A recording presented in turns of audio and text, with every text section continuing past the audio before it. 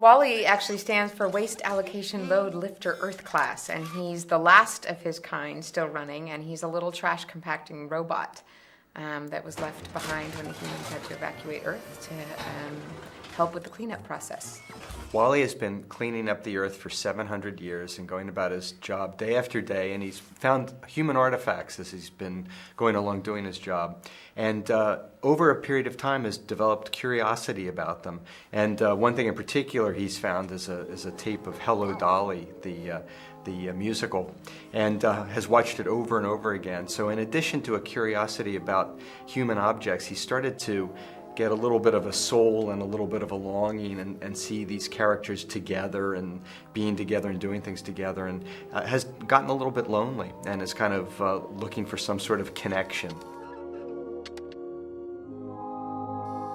We had to build in limitations, and we decided those limitations based on what's his function.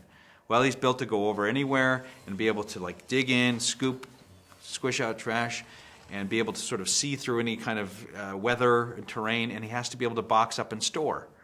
And so we made those functions dictate how he was built, and those invariably brought in limitations, which makes him much more believable. Part of what makes him appealing is if you keep all those limitations. That's why he's charming. If he could suddenly do anything, he wouldn't be half as charming. It's the limitations that make him charming.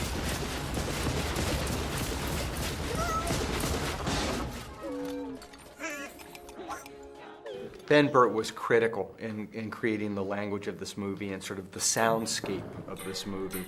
And he really is the driving force behind three of our central characters, Wally, Eve, and Mo, and then all of the secondary robot characters.